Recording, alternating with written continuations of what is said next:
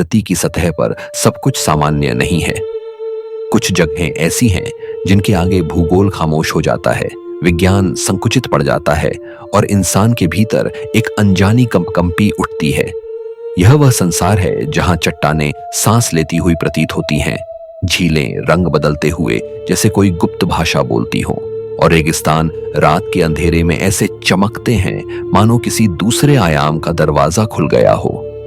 इन स्थानों तक पहुंचना सिर्फ यात्रा नहीं, एक ऐसा सामना है जिसमें मनुष्य अपने साहस, अपनी जिज्ञासा और अपनी सीमाओं को परखता है।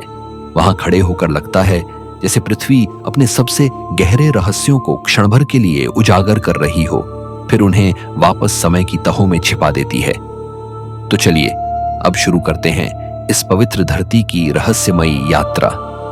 Number 1, reflection canyon. धरती के सीने पर उभरी रंगीन चट्टानों की रहस्यमयी परतें।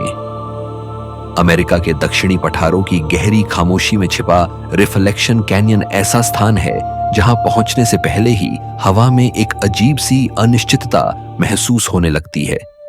रास्ता न दिखाई देने वाले पथों से गुजरता है, जहां रेत के कण भी ऐसे उड़ते हैं जैसे किसी अदृश्य शक्ति ने उन्हें दिशा दी हो।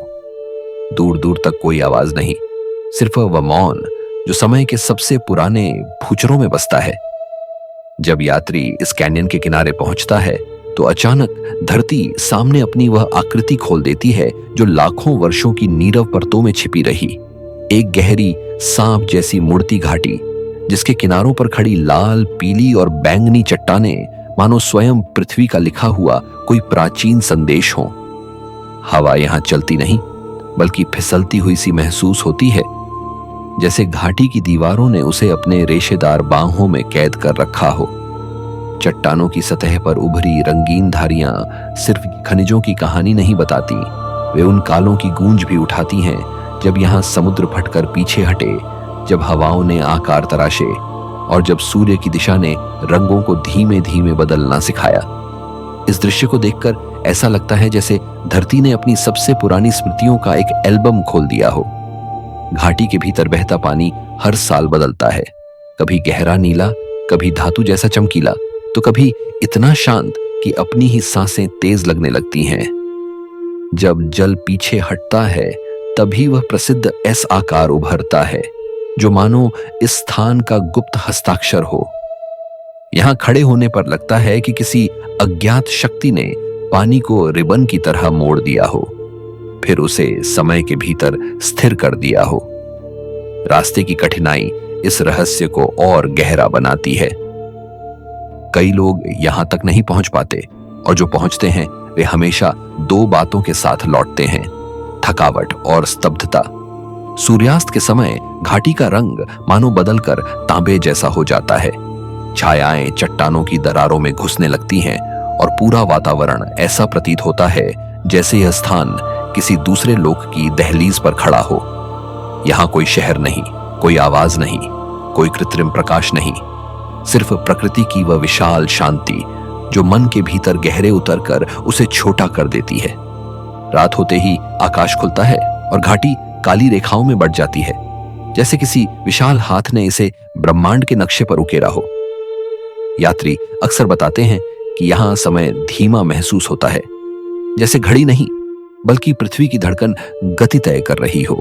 रिफ्लेक्शन कैनियन को देखने के बाद यह स्पष्ट हो जाता है कि दुनिया का अधिकांश रहस्य ऊंचे पर्वतों या गहरे महासागरों में नहीं बल्कि उन स्थानों में छिपा है जहां धरती स्वयं अपनी कहानी लिखती है, बिना किसी शोर, बिना किसी घोषणा, बस पत्थरों की शांत परतों में। यही वह क्षण है जब महसूस होता है कि दुनिया जितनी दिखती है उससे कहीं अधिक अस्फुट, प्राचीन और अनजानी है। Number 2, door to hell. अनंत अग्नि से जलती धरती की खामोश चेतावनी। तुर्कमेनिस्तान के कराकुम रेगिस्तान की अतल नीरवता में छिपा डोर टू हेल ऐसा स्थान है जहां पहुंचने से पहले ही वातावरण में एक अनजानी बेचैनी घुलने लगती है। रेगिस्तान के इस हिस्से में हवा सामान्य नहीं चलती, उसमें एक गर्म कंपन तैरता है, जैसे किसी अदृश्य शक्ति ने उसे भीतर से जोर रखा हो। दूर दूर तक फैली रेत अचानक भारी और असमान महसूस होती है, मानो उसके नीचे कोई विशाल यंत्र धीमी गति से सांस ले रहा हो। जैसे जैसे कदम आगे बढ़ते हैं, हवा और गर्म होती जाती है और क्षितिज पर एक लाल धधकती चमक उभरने लगती है। एक ऐसी चमक जिसमें भय और आकर्षण दोनों एक साथ उभरते हैं। थोड़ा और पास आने पर धरती अचानक खुली प्रतीत होती है। एक विशाल गोलाकार खाई जिसके भीतर अनगिनत लपटें अनवरत उठती और गिरती रहती हैं। इस खाई को देखकर लगता है कि धरती की सतह के नीचे कोई प्राचीन अग्नि हृदय धड़क रहा हो, जिसकी गर्म सांसें हर ओर फैलती जा रही हों। खाई के किनारे खड़ा व्यक्ति सबसे पहले जिस चीज को महसूस करता है वह है गर्म हवा का तीखा प्रहार, जो चेहरे से टकराकर सीधा सीने में उतर जाता है। आग की गर्जना सुनाई नहीं देती, बल्कि कंपनों के रूप में महसूस होती है। एक ऐसी नीची और गहरी धड़कन जो पैरों के नीचे की धरती को थरथराती प्रतीत होती है। लपटें कभी ऊंची उछलती हैं, कभी नीचे गहराई में सिमट जाती हैं, जैसे कोई अपरिचित जीव अपने भीतर छुपे क्रोध से जूझ रहा हो।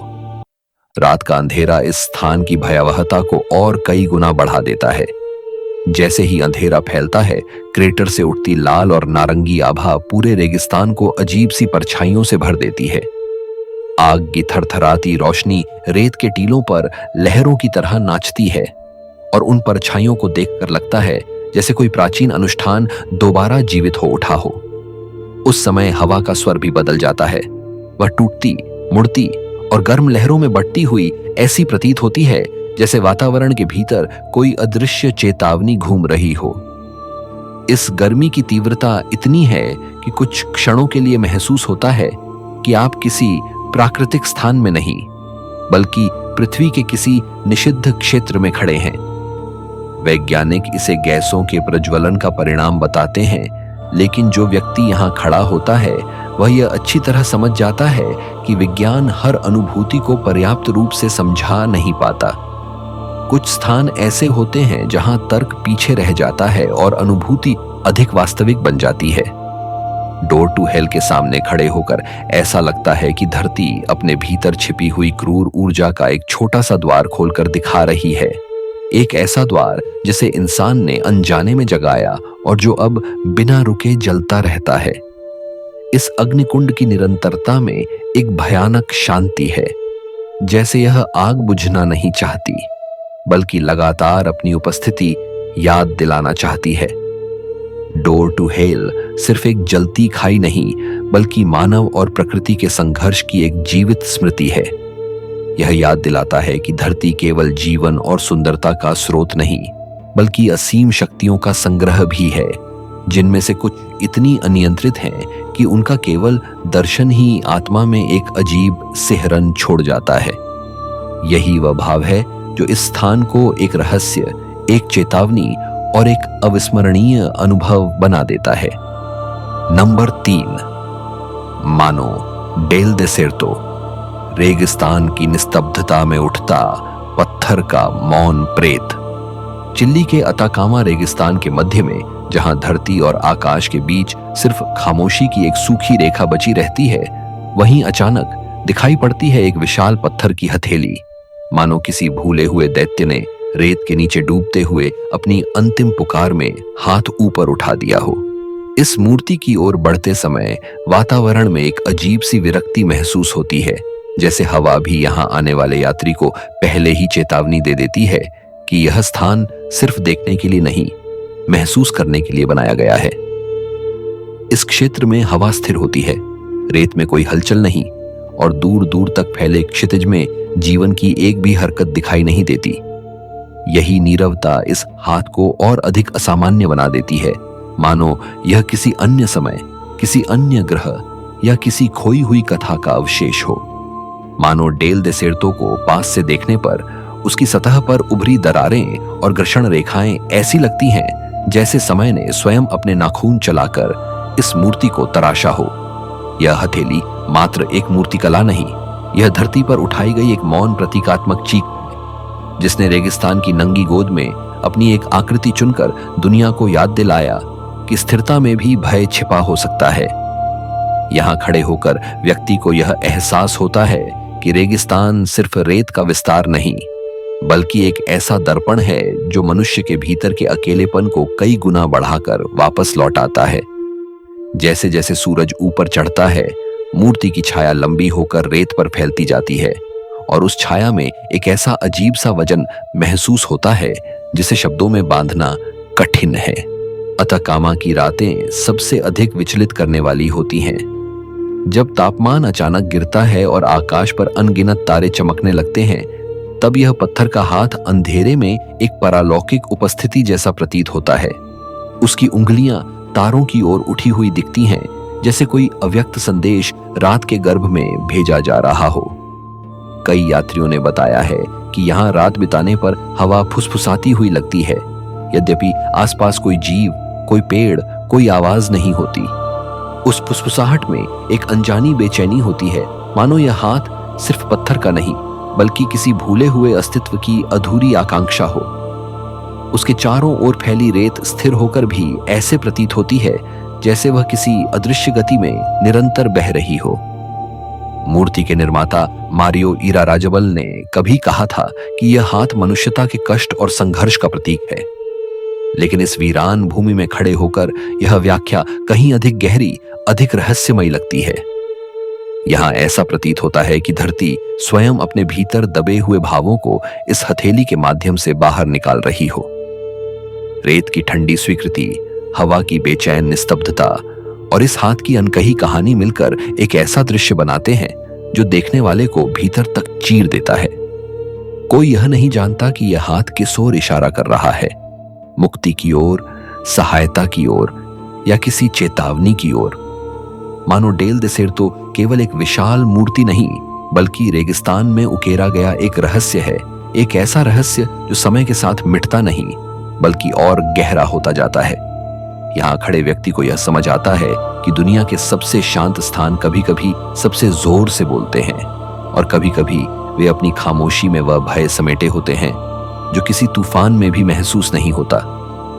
यह हाथ, अताकामा की सूखी धरती पर उठी यह आकृति याद दिलाती है कि रेत की इस दुनिया में भी कुछ छायाएं ऐसी हैं जो अनदेखी नहीं की जा सकती। नंबर 4, शेंग द्वीप गांव दा होतोवान। प्रकृति द्वारा निगला हुआ मानवीय संसार। चीन के शेंग द्वीप पर स्थित हाउटोवान एक ऐसा गांव है जहां पहली ही नजर में लगता है कि समय ने अपनी पकड़ छोड़ दी है और प्रकृति ने अपनी खोई हुई सत्ता वापस ले ली है।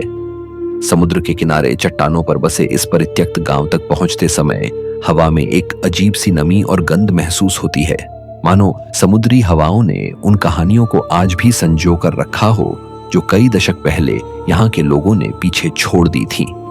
जैसे जैसे रास्ता ऊपर चढ़ता है, घना सन्नाटा बढ़ने लगता है। यह सन्नाटा साधारण नहीं, इसमें एक अजीब भारीपन है, मानो हवा स्वयं उन दीवारों से टकराई हो जहां कभी जीवन की चहल पहल गूंजती थी। और फिर अचानक सामने आता है वह दृश्य जिसके लिए यह गांव दुनिया भर में प्रसिद्ध है। पूरी तरह बेलों, काई और हरियाली से ढके घर, जिनकी खिड़कियां अब काली आंखों की तरह खाली आकाश को निहारती हैं। होतोवान को देखकर ऐसा लगता है कि मानो धरती ने इंसान द्वारा बनाई हर रचना को अपनी बाहों में समेटकर मौन में बदल दिया हो। घरों की दीवारें मोटी बेलों से इस तरह लिपटी होती हैं कि उनका मूल आकार पहचानना भी मुश्किल हो जाता है। सीढ़ियां काई से ढकी हैं, जिन पर कदम रखते ही लगता है कि आप किसी जीवित सतह पर चल रहे हों। हर मोड़ पर एक नया घर दिखता है, कुछ पूरी तरह प्रकृति में विलीन हो चुके और कुछ ऐसे जिनकी दीवारें अब भी संघर्ष कर रही हैं कि टूटकर मिट्टी में मिल न जाए। हवा कभी कभी खिड़कियों के भीतर से गुजरती है और उस गुजरने में एक उदास सी सीटी सुनाई देती है, जैसे कोई पुराना किस्सा अपने आप को दोहराने की कोशिश कर रहा हो। गांव के भीतर चलना ऐसा अनुभव है जिसमें हर मोड़ एक सवाल पैदा करता है। क्या यह जगह वास्तव में मनुष्यों द्वारा छोड़ी गई थी या प्रकृति ने उन्हें धीरे धीरे यहां से हटाया? कई यात्री बताते हैं कि यहां कदम रखते ही ऐसा लगता है जैसे कोई अदृश्य निगाह हर हरकत को देख रही हो। घना हरापन इस तरह फैला है जैसे उसे किसी को बाहर निकाल देना हो। कोई भी दीवार, कोई भी छत, कोई भी रास्ता उसके विस्तार से बच नहीं पाया। बेलों की पकड़ इतनी दृढ़ है कि ऐसा प्रतीत होता है मानो वे किसी गहरे आदेश का पालन कर रही हों। एक ऐसा आदेश जो उन्हें इस गांव को निगलते रहने की अनुमति देता है। कभी कभी हवा के झोंके से घरों की ढनी हुई लकड़ी हिलती है और वह ध्वनि एक पल के लिए इस शांत स्थान को भयानक बना देती है। सूर्यास्त के समय यह गांव और भी रहस्यमयी हो जाता है। लालिमा में डूबती दीवारें और हरे पौधों की परछाइयां एक विचित्र जाल सी बनाती हैं, जिसमें ऐसा लगता है कि अतीत और वर्तमान आपस में मिलकर कोई नया संसार रच रहे हों। इस समय घरों की आंखों जैसी काली खिड़कियां और गहरी हो जाती हैं, जैसे उनमें कोई अनकही चेतावनी छुपी हो। जो लोग यहाँ रात तक रुकते हैं वे कहते हैं कि अंधेरे में यह गांव जीवित लगता है। हर पेड़, हर दीवार, हर टूटी छत जैसे अपने भीतर कोई धीमी धड़कन ली हुए हो। हौतवान किसी साधारण परित्यक्त गांव की कहानी नहीं है। यह मनुष्य और प्रकृति के बीच उस शाश्वत संघर्ष का जीवंत रूप है जहां अंततः प्रकृति ही विजयी होती है। यह स्थान याद दिलाता है कि चाहे मनुष्य कितनी भी ऊंची दीवारें क्यों न बनाए, प्रकृति के पास उन्हें ढाने का हमेशा एक मौन, अनदेखा तरीका होता है। उसकी बेलें किसी हथियार की तरह नहीं, बल्कि किसी अनंत अधिकार की तरह फैलती हैं, धीरे, स्थिर और बिना शोर किए। यही वह गहराई है जो इस गांव को एक साधारण भूगोलिक स्थान से उठाकर एक रहस्यमयी, लगभग पौराणिक अनुभव में बदल देती है। Number 5, Xuankong temple. हवा में झूलता शताब्दियों पुराना आध्यात्मिक धाम। चीन के हैंग पर्वत की खड़ी ऊंची और भयावह चट्टानों पर लटका शुआनकोंग टेम्पल ऐसा स्थान है जिसे देखकर पहली ही नजर में विश्वास और भय एक साथ जन्म लेते हैं। यह मंदिर चट्टान की दीवार से यूं चिपका हुआ प्रतीत होता है मानो प्रकृति और मानव ने मिलकर एक ऐसा रहस्य रचा हो जो गुरुत्वाकर्षण को चुनौती देता है।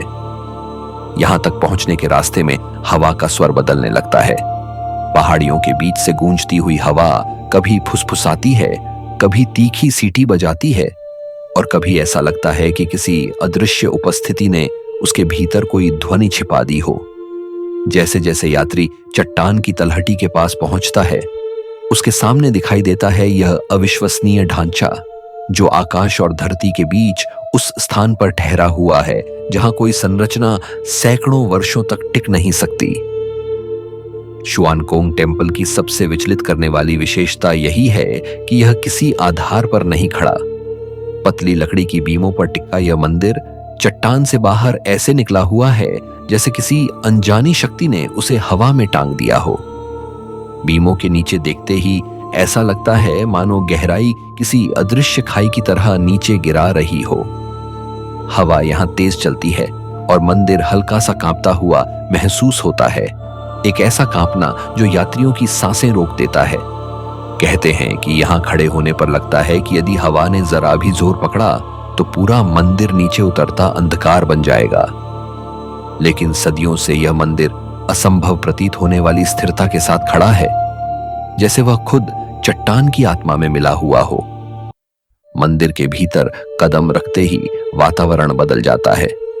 लकड़ी की पुरानी महक, हल्की अंधेरी दालानें और उन दीवारों पर उकेरी गई आकृतियां यह महसूस कराती हैं कि यहां केवल देवताओं का नहीं बल्कि समय का निवास रहा है।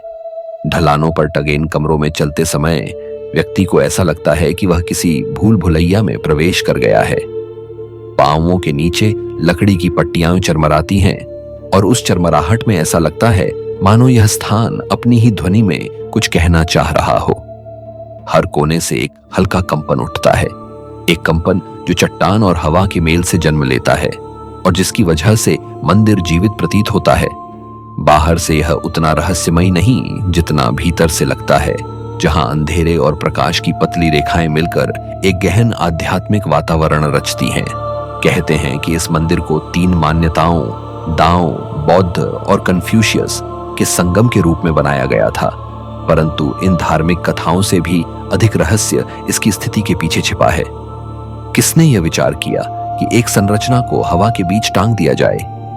किसने इसे सहारा देने की यह अद्भुत पद्धति खोजी, और वह कौन सी शक्ति थी जिसने यह सुनिश्चित किया कि न भूकंप, न आंधी, न समय, कुछ भी इसे गिरा नहीं सका।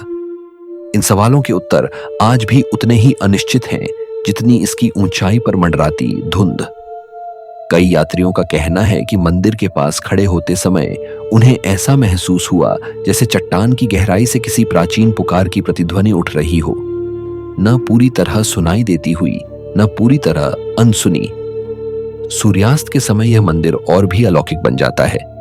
रोशनी चट्टान पर फैलती है और मंदिर की परछाइयां हवा में ऐसे तैरती हैं जैसे यह कोई स्थिर भवन नहीं, बल्कि किसी अदृश्य शक्ति द्वारा नियंत्रित कोई दैवी संरचना हो। उसके नीचे गिरती गहरी खाई और ऊपर लटका यह लकड़ी का ढांचा दुनिया को यह याद दिलाता है कि असंभव भी कभी कभी मनुष्य की दृढ़ता और प्रकृति की मौन अनुमति के मिलन से संभव हो जाता है। Number 6, goblin valley. पत्थरों की वह बस्ती जहां आकार बोलते हैं और खामोशी में किसी पुरानी चेतावनी की गूंज छिपी है। अमेरिका के यूटा राज्य की विस्मृत पठारों के बीच फैली गोबलिन वैली पहली ही नजर में किसी पृथ्वीनुमा स्थान की नहीं लगती। यहाँ की रेत, हवा और चट्टान तीनों में एक अनजाना कंपन छिपा है, जैसे यह घाटी किसी बहुत पुराने रहस्य को संभाले हुए हो। दूरी से देखने पर ये चट्टानी आकृतियां साधारण प्रतीत होती हैं, लेकिन जैसे ही कोई यात्री इनके करीब पहुंचता है, इनका रूप कुछ और ही कहानी कहने लगता है। लाखों वर्षों तक हवा और समय ने इन्हें काट छांट कर ऐसे आकार दिए हैं जो न पूरी तरह मानव जैसे हैं, न जानवर जैसे, बल्कि किसी ऐसी प्रजाति जैसे जिन्हें पृथ्वी ने कभी दर्ज ही नहीं किया। घाटी में कदम रखते ही यह एहसास गहराने लगता है कि यहाँ की हर आकृति किसी जीवित उपस्थिति की तरह खड़ी है, चुपचाप देखती हुई, पर नजर हटते ही मानो अपना रूप बदलती हुई। घाटी की चट्टानी गोबलिन आकृतियां अलग अलग ऊंचाई और चौड़ाई में फैली हैं। कुछ 2-3 फीट ऊंची हैं, तो कुछ ऐसे लगते हैं मानो किसी विशाल सभ्यता के प्राचीन प्रहरी हों। यहाँ का भूभाग बिल्कुल समतल नहीं। छोटे बड़े गड्ढे, संकरे रास्ते और असमान धरातल यात्रा को एक तरह की परीक्षा बना देते हैं। सूर्य यहाँ अलग तरीके से ढलता है।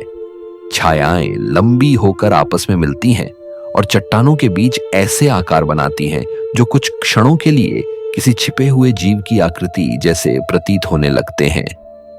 कई लोग बताते हैं कि घाटी में अकेले चलते समय उन्हें अक्सर लगा कि कोई पीछे पीछे चल रहा है, जबकि जब मुड़कर देखा तो वहां केवल हवा और चट्टानों की स्तब्ध भीड़ खड़ी थी। गॉबलिन वैली में हवा का स्वर भी अन्य जगहों जैसा नहीं। कभी यह बेहद हल्का फुसफुसाहट जैसा सुनाई देती है, तो कभी अचानक किसी संकरी दरार से टकराकर गूंजती हुई सीटी बन जाती है।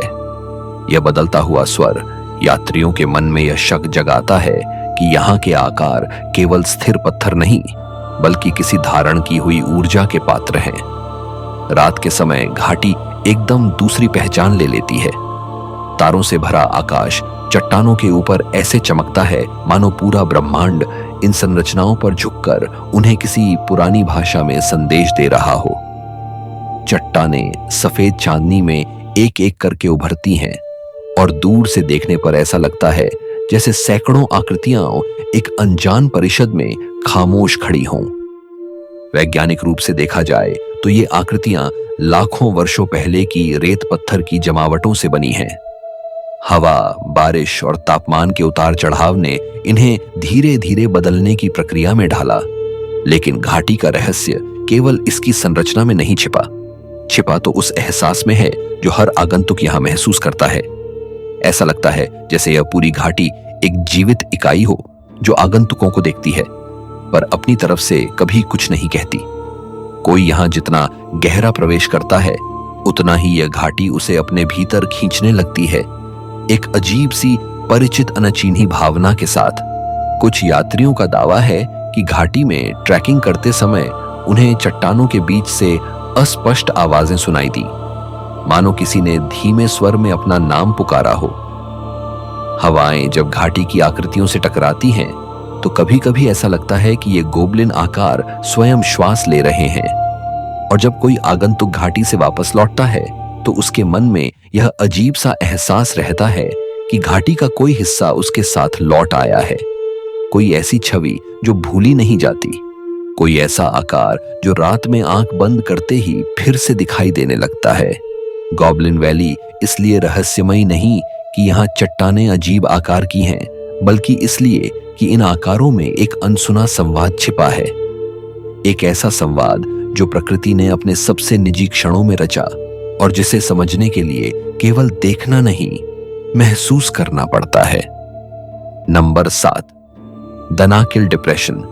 धरती का वह खुला जख्म जहां रंग, गर्मी और खामोशी किसी दूसरे ग्रह की चेतावनी बनकर उठते हैं।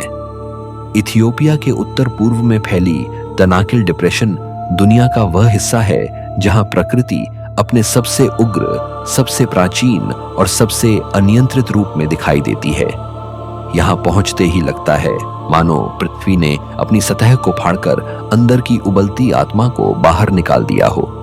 तापमान इतना अधिक कि हवा भी चुभने लगती है, मिट्टी इतनी अस्थिर कि हर कदम किसी अनजाने खतरे की हल्की भनक देता है, और रंग इतने विचित्र कि आंखों को यकीन ही नहीं होता कि यह दृश्य किसी जीवित ग्रह पर मौजूद है।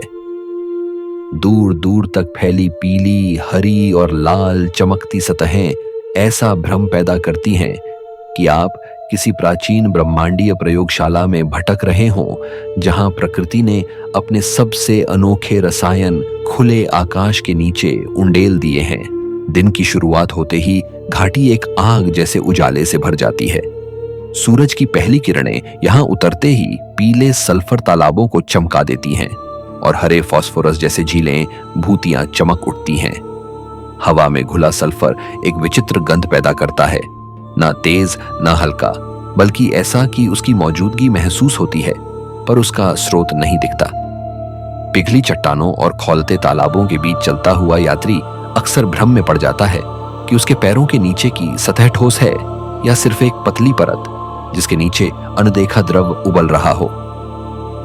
हर कदम यह एहसास देता है कि धरती यहां अभी भी जन्म ले रही है, बन रही है, टूट रही है, फिर से उभर रही है।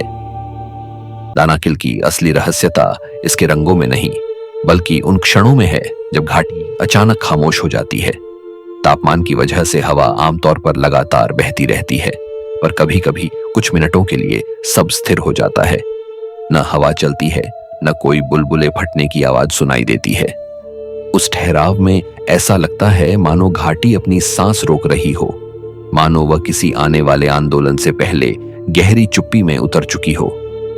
ऐसे क्षणों में यात्री को लगता है कि वह किसी प्राचीन चेतावनी के मुहाने पर खड़ा है, जिसे समझना मनुष्य के लिए शायद कभी संभव नहीं होगा। यहाँ के एसिडिक तालाबों के ऊपर भाप उठती है और भाप में बनते छोटे छोटे इंद्रधनुष जैसे प्रतिबिंब एक अजीब सी परलौकिक सुंदरता पैदा करते हैं। लेकिन यह सुंदरता उतनी ही खतरनाक है जितनी आकर्षक जरा सा गलत कदम, और यह चमकीली सतह तुरंत अपनी असली प्रकृति दिखा सकती है। यही कारण है कि वैज्ञानिक यहाँ कदम रखते समय विशेष सुरक्षात्मक उपकरण पहनते हैं, और फिर भी हर यात्रा को सावधानी पूर्वक ट्रैक किया जाता है। दनाकिल डिप्रेशन का हर मीटर अनिश्चित है। कहीं जमीन अचानक धंस सकती है, कहीं एसिडिक गैसें दम घोंट सकती हैं, और कहीं जमीन पर बिखरे खनिज किसी जाल की तरह कदम फंसा सकते हैं। नासा और कई अंतर्राष्ट्रीय वैज्ञानिकों ने दनाकिल को पृथ्वी का सबसे महत्वपूर्ण एलियन सिमुलेशन क्षेत्र कहा है। इसकी सतह, संरचना और रासायनिक प्रतिक्रियाएं मंगल और शुक्र जैसे ग्रहों से मिलती जुलती हैं। दनाकिल में जीवों का अस्तित्व लगभग असंभव है, फिर भी यहाँ कुछ सूक्ष्म जीव पाए गए हैं, ऐसे जीवन रूप जो सामान्य वातावरण में मर जाते पर यहाँ पनप जाते हैं। यह खोज मानव वैज्ञानिकों के सामने यह प्रश्न रखती है, क्या जीवन के लिए वही नियम अनिवार्य हैं जिन्हें हम पृथ्वी पर जानते हैं, या फिर जीवन कहीं भी जन्म ले सकता है, यहाँ तक कि दनाकिल जैसे नर्क सदृश परिदृश्य में भी। सूर्यास्त के समय घाटी अपनी सबसे रहस्यमय अवस्था में पहुंचती है। लाल छटा सल्फर के तालाबों पर फैलती है और भाप धुएं जैसी आकृतियां बनाती हुई ऊपर उठती है। कहीं काले लावा पठार फैल जाते हैं, कहीं चमकीले पीले टीले खड़े हो जाते हैं और पूरा परिदृश्य ऐसा लगता है जैसे किसी महान शक्ति ने धरती के अंदर गहराई में छुपी कहानी का एक छोटा सा हिस्सा खुला छोड़ दिया हो। यात्री अक्सर इस दृश्य को देखकर कहते हैं कि दनाकिल सिर्फ एक भूगर्भीय स्थान नहीं, बल्कि एक चेतावनी है, एक ऐसी चेतावनी जिसे ग्रह अपने सबसे कच्चे रूप में व्यक्त करता है। नंबर 8, मेटियोरा, उन ऊंचे पत्थरों की चोटी जहां बादल मंदिरों की दहलीज बन जाते हैं। यूनान के मध्य भाग में फैला मेटियोरा ऐसा प्रकट होता है मानो किसी दैवी हस्ताक्षर ने धरती पर विशाल पत्थरों की लेखनी चला दी हो। 400 से 600 फीट ऊंचे ये खड़े चैत्य स्तंभ सामान्य चट्टाने नहीं लगते। इन पर पहली नजर पड़ते ही ऐसा लगता है कि किसी अज्ञात शक्ति ने इन्हें धरती की सतह से ऊपर खींचकर आकाश के करीब स्थापित कर दिया हो। जब यात्री दूर से इस क्षेत्र को देखता है तो उसे लगता है कि ये पत्थर नहीं, बल्कि किसी खोई हुई सभ्यता के प्रहरी हैं, स्थिर, विशाल और किसी अदृश्य आदेश के अंतर्गत खड़े हुए। हवा यहां विशिष्ट है, धीमी, ठंडी और फुसफुसाती हुई, मानो इन ऊंचे स्तंभों की खामोश भाषा को अपने संग लेकर आगे बढ़ती हो। मेटियोरा का नाम ही इसका संकेत है, हवा में निलंबित, और इस स्थान की हर परत में यह अनुभूति गूंजती रहती है। यहां पहुंचते ही पहला एहसास यही होता है कि यह जगह पृथ्वी के किसी सामान्य नियम का पालन नहीं करती। चट्टानें सीधी खड़ी हैं, बिना किसी स्पष्ट कटाव या सहारे के। उनकी सतह पर बने ऊर्ध्वाधर निशान ऐसा प्रतीत होते हैं मानो किसी विशाल प्राणी ने अपने नाखूनों से इन्हें चीर दिया हो। बादलों का यहाँ रुकना और बहना भी अद्भुत घटनाओं जैसा मालूम होता है।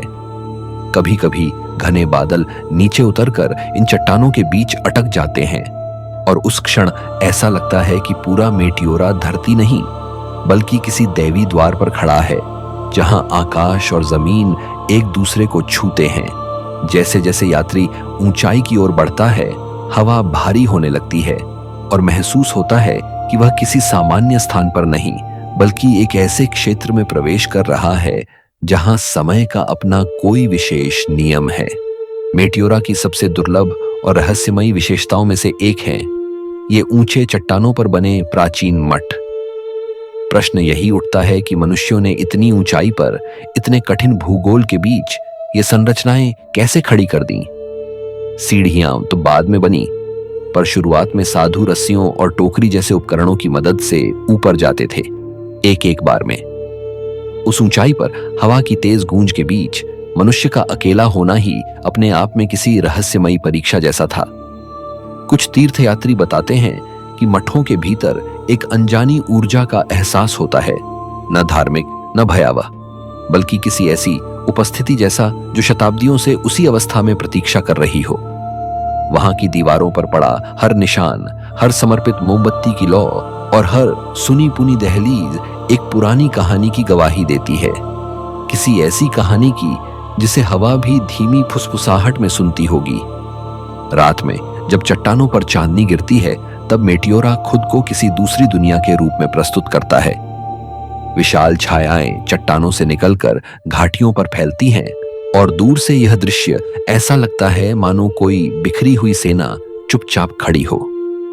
हवा की आवाज बदलकर ऐसी हो जाती है जिसे शब्दों में बांधना कठिन है, कभी गहरी, कभी भारी और कभी बिल्कुल शून्य जैसी। ऐसा लगता है कि यह स्थान केवल आंखों से देखने के लिए नहीं, बल्कि भीतर किसी अनजानी परत में महसूस करने के लिए बना है। मेटियोरा सिर्फ एक भूगर्भीय आश्चर्य नहीं, यह प्रकृति और मानव धैर्य के उस मिलन का प्रतीक है जहां दोनों एक दूसरे से प्रतिस्पर्धा भी करते हैं और एक दूसरे का सम्मान भी करते हैं। यहां आकर यह अनुभव होता है कि पृथ्वी कभी कभी अपने सबसे बड़े रहस्य ऊंचाइयों पर छुपाती है, जहां पहुंचना आसान नहीं और समझ पाना उससे भी कठिन। आज के वीडियो में इतना ही। अगले रहस्य की खोज में फिर मिलेंगे, एक नई कहानी और धरती की किसी अनदेखी फुसफुसाहट के साथ।